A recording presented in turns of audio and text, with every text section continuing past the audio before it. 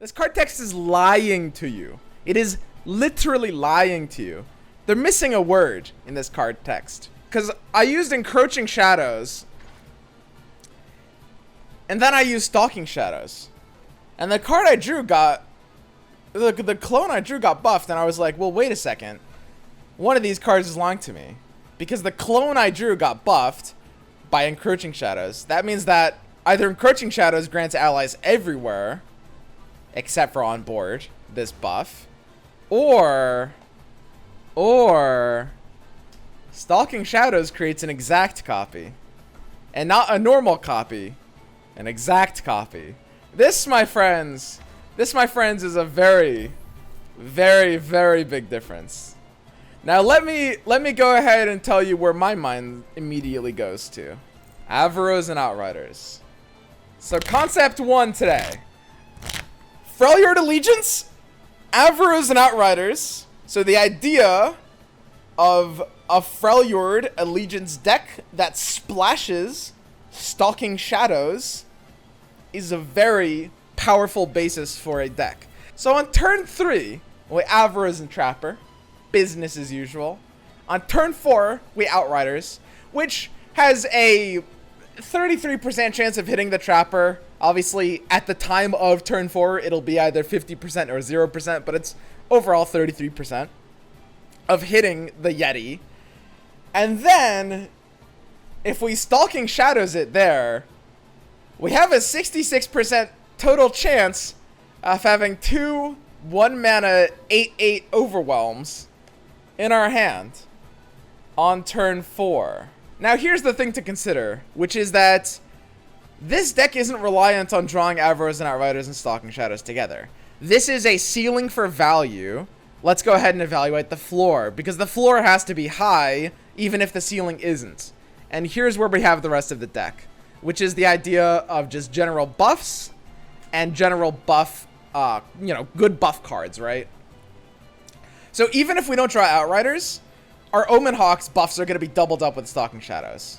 Ruthless Raider off of Stalking Shadows is going to be insane. I mean, if we hit the Outriders nuts, then we're really crazy. What if this is just an Ashe deck?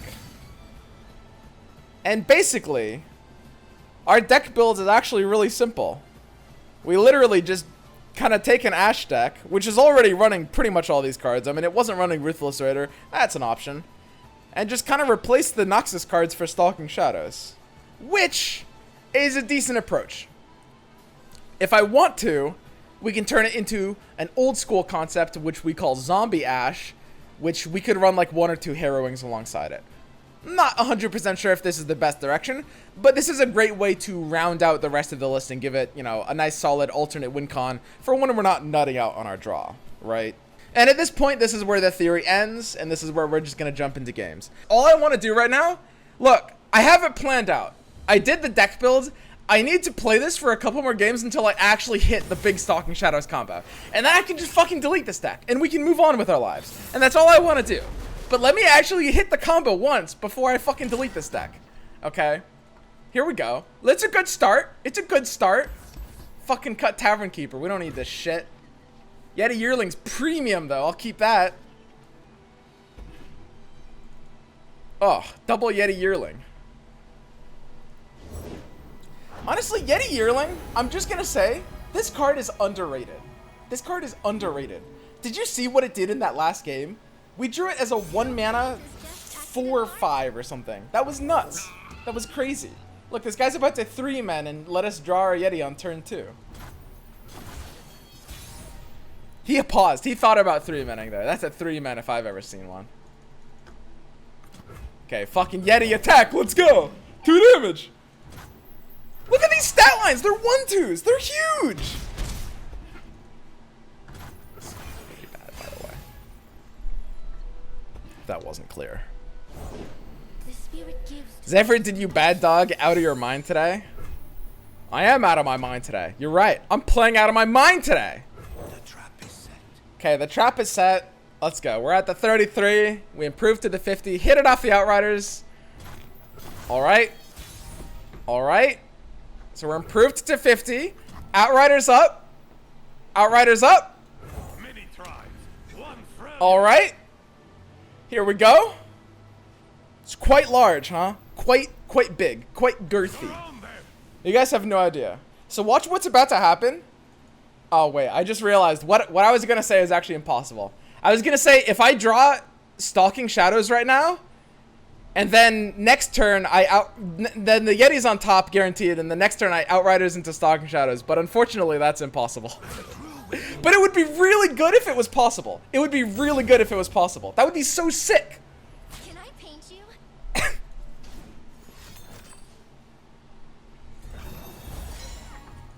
Yeah. Look at this. Fucking shoving our beef in. Dude's at 13 already. Or, huh? Yeah, that. Sorry, I forgot about the overwhelm. That was the math. Oh, look at this. Avros and Outriders gives Ruthless Raider overwhelm. How crazy is that? I fight with my spirit, not my fist. So, guys, aren't we just winning? Because we know for a fact that the top of our deck is a Yeti now. And, guys, this, friends? Hello? Oh, yeah, silence me. This is pretty good. He's got some salamanders coming in hot. Salamanders are slightly awkward here.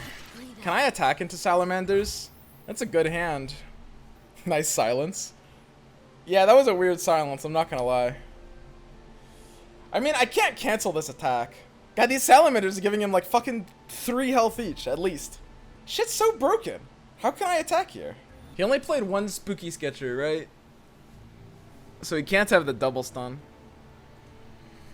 I mean, I can push extra damage by frostbiting a salamander.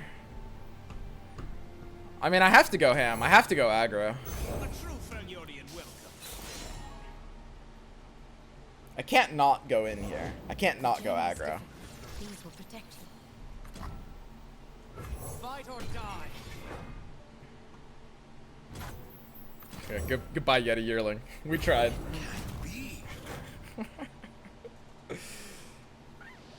Alright, we're good. That wasn't even the combo. It's so unfortunate, dude. I just want to play one more game. I need to actually get the combo. I need to hit the fucking nuts. I need to hit the shit. If we're not cloning the Outriders buff with our Stalking Shadows, then what are we doing with our lives? Okay, this Yeti Yearling is really shit in this deck, by the way. LOR is a pretty toxic community. Yeah, I mean, like, there's different sub-communities, right? There's Twitch, and there's Discord, and there's Reddit, and there's, like... I think that we are, as a community, I think we're a bit more toxic than I would like. It's not, like, the most toxic community. It's really not as bad. Like, when we say toxic gaming community, there's much worse. There's much worse. But, yeah, it's definitely a bit more than I would like. Spilled paint is just accidental art. I told you Yeti Yearling was trolling. Obviously, this deck is trolling. Tusk Raider plus Atrocity. Oh, that's kind of funny. Together, we can do this. That could work. I could see trying that out. I don't know if I'd be able to get that today. Hey Swim, if you were serious about receiving a can opener, I'm the person who had 3 can openers and I'm willing to send you one. This guy actually messaged me on Discord. What the fuck? Damn, dude. I'll take a can opener. I will be able, when it comes in the mail, I'll finally be able to eat this jackfruit. What a nice guy. I know, right? I can do this. Ooh, that's...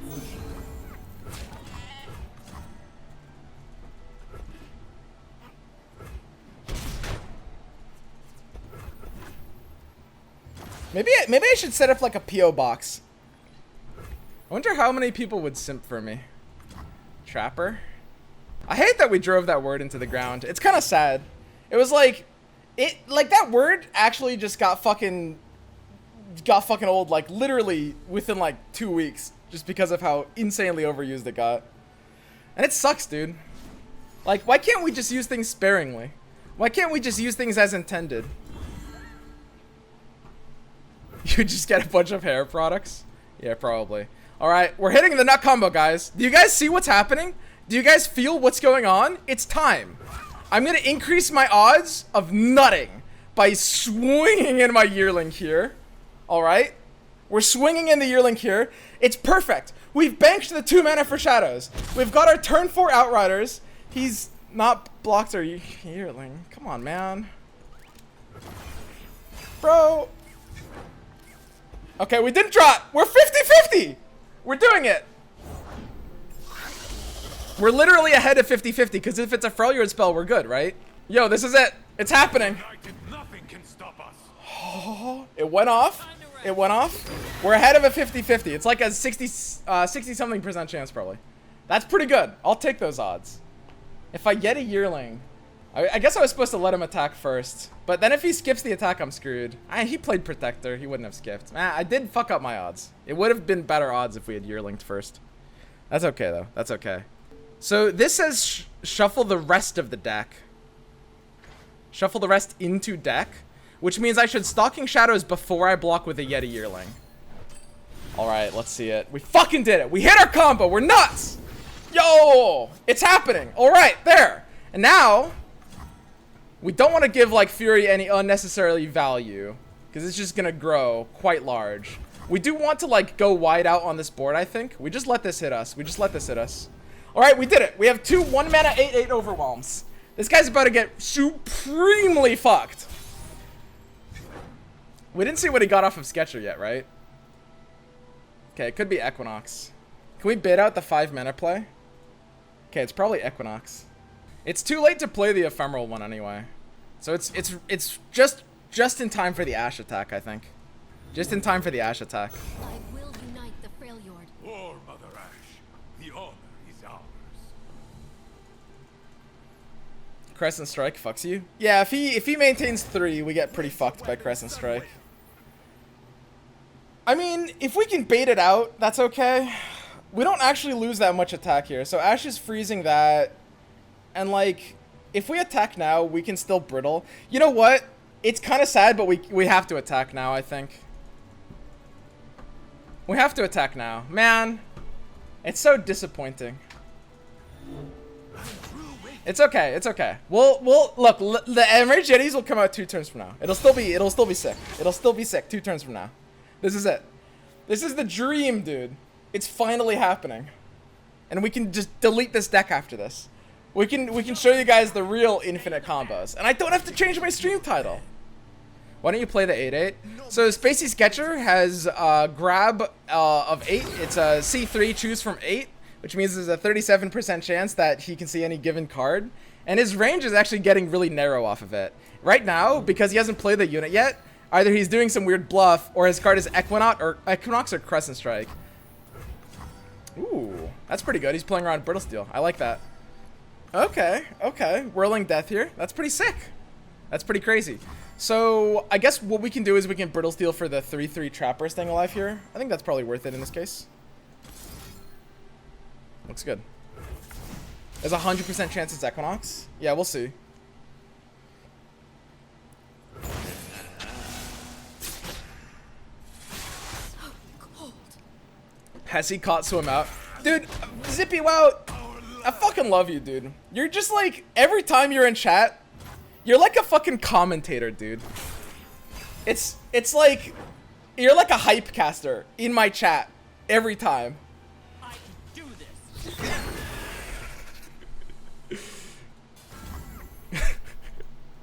I've never seen anyone else in Twitch chat who does that. Alright, this is a little awkward, guys.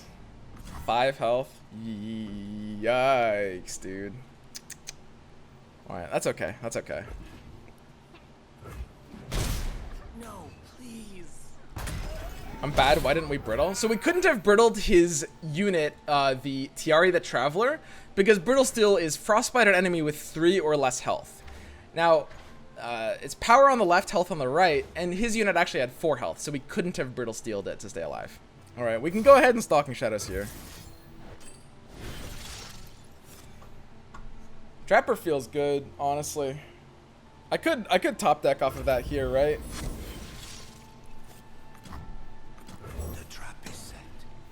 It's not even terrible odds of just like flooding Yetis. The only problem is like I might die on one more attack. We're probably gonna have 2 more attacks here. But we just need to see if it's like Crescent or Equinox. It could be the like 0 mana discount 1 thing, by the way. That's also something he wouldn't have played yet. Like maybe he's just trying to save that for Aurelion Sol. But yeah, I don't think we can really play around it as much. If I play the Yeti now, if I play the non-ephemeral one now, some Equinox hands just use it right now, and that lets me not play around Crescent anymore. He didn't even think about that. He snap passed. He snap passed. Yeah, that was probably a pointless play on my part. Yeah, it's probably fucking Crescent. God damn it. Spacey Sketcher is like the strongest card in the game, by the way. For anyone who's, you know, not woke. Card's absolutely insane. It's really hard to use, though.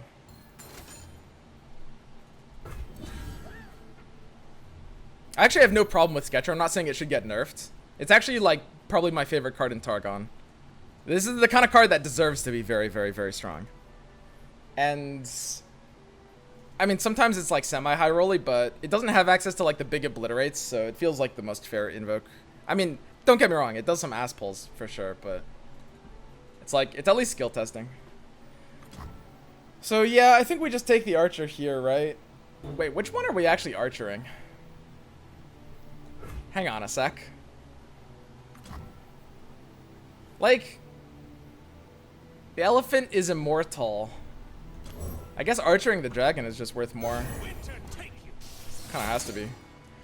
Like, it has overwhelm, and if I don't archer it, it's just gonna get +1 attack here. Now, Crescent, the double stun, is 3 mana, so if he taps under 3, then I'm good to just fully develop everything. Hey Swim, I'm a huge fan and love to watch you stream. You were the one who introduced me to Legends of Runeterra. Oh my fucking god. This guy totally has Crescent. And the worst thing is I can't actually play around it, I think. Can I? Don't think I can. Pretty sure I can't. Pretty sure I'm fucked. Absolutely screwed. Completely fucked, right? I mean, I can play this ephemeral thing first, I think. Does this give me a chance? Because he's going to open attack anyway, so I'm not getting more value out of this. I mean, if he's paying attention, he knows exactly what card I have. He knows I have a 1 mana 8/8 ephemeral. Okay, great. It's just the otter. Perfect. Oh, that's so nice. So now, all we have to do is override our ephemeral with the big daddy Enraged Yeti. If we want to. But the Enraged Yeti will slap for value later. I mean, we're only getting 1 turn on the attack. Yeah, we swing our dick here. That looks good. This is the full-on dick swing. Perfect. Great. Risky play here. His protector's gonna be in Brittle Steel range. That's really nice. You're interesting. Your positive and meme attitude, as well as innovation to the game, especially the Infinite Zephyrs combo, has motivated me to uninstall LOR. At least Exodia and Yu-Gi-Oh! Ends in 1 turn, you degenerate garbage person. That's a good pasta. I approve of this pasta, dude. Alright, so I might have to Brittle Steel the Trickster. So there's something that's very interestingly potentially happening here, which is, imagine he has a Pale Cascade in his hand, right? It's a Nightfall, so he's probably going to want to enable the Pale Cascade by playing a unit or something like that. At that point, I might have to... Oh, I just drew Harsh Winds. But I might have to Brittle Steel before he Pales, which is really interesting. Because if he Pales, my Brittle Steel no longer works, and they're both resolving at burst speed. I mean, I don't really want to Brittle because I kind of want to Harsh Winds this turn, right?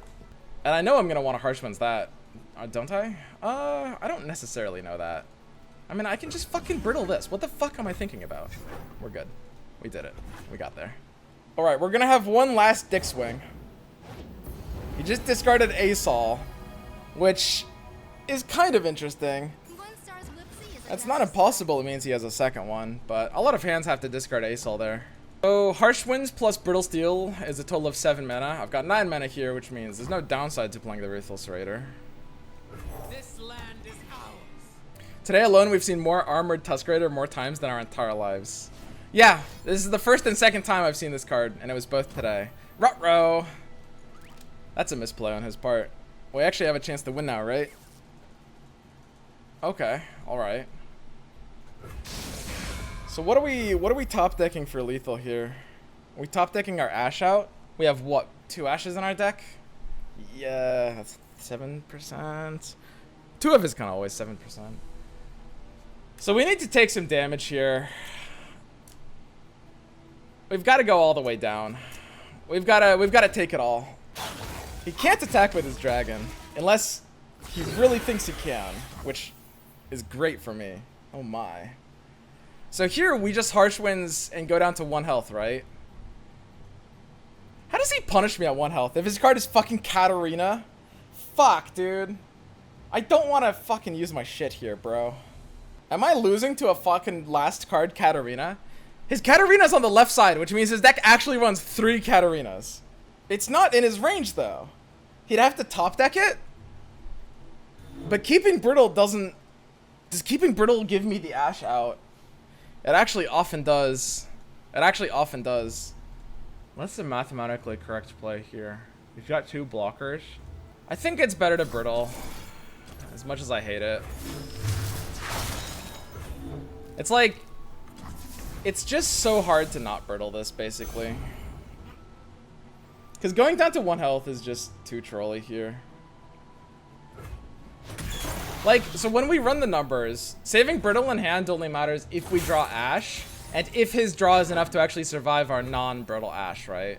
And we're forced to develop into this. Now the question is, are we double developing? And the answer is maybe not. So I think I like playing Enraged Yeti first, because there's actually a lot of plays he could make that make us not want to play the Sentry. Normally we would do it in reverse order, because this is the one that's kind of like more counterable. So we want to give him an opportunity to like stun something else first. But if he plays like, let's say for example, an Invoke card, I might then want to attack before letting him play his Invoked card. Bless the faithful and sear the heretics. So he Daybroke there, and that was his top deck.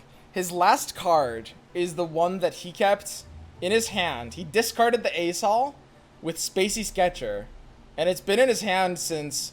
I wasn't watching the first turns, but he hasn't used it for the last 4 turns. Which means we have to play the Sentry out here. It's not gonna be a... It's not gonna be a big unit. It can't be like Mind Splitter. It's probably either a spell or a second Asol. So we have to play this out now to push the additional damage. If it's Mind Splitter, he fucked up by not playing it before Soldier. It's absolutely fucking trolly. What the fuck? Alright, it could have been Elephant. I was thinking like he didn't have he had an opportunity to play like a big unit. It doesn't make any sense that you'd play the Solari Soldier before something like Mind Splitter. I guess you could play it before Elephant though. I mean, that's fine. Yeah, it looks like we're pretty screwed here. Can I paint you? He's on top decks. And the thing is like...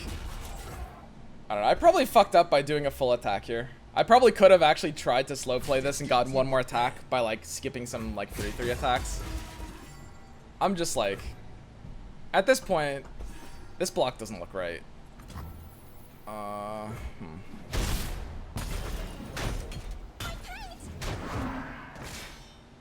mean, he needs to fucking not kill the Sentry, and now we just need to top deck into Brittle. Yeah, we definitely did mess up with the full attack there. If we leave like 1 thing back, we can try to go for a clock of 2. Yeah, his open attack is good here. His development never, it's always, no matter what he just drew, it's always a misplay to develop it before the attack. Let the bloodshed begin. I mean, that's good enough. That's like funnily enough, like he'll get the other attack. Fucking Elephant deck, dude. We got our combo off though. That's all that matters. That's good enough for me. That's good enough for me. We hit our combo. The proof of concept is complete. We got a little cocked by the invokes. The Katarina top deck, we have a really, really hard time beating. Yeah, the double Spacey Sketcher was really, really rough. Alright guys, that's it. That's good enough for me. I know we didn't win with it. We've won with the deck and we've gotten the combo off. They haven't happened in the same game, but that's all that matters. That's all I care about.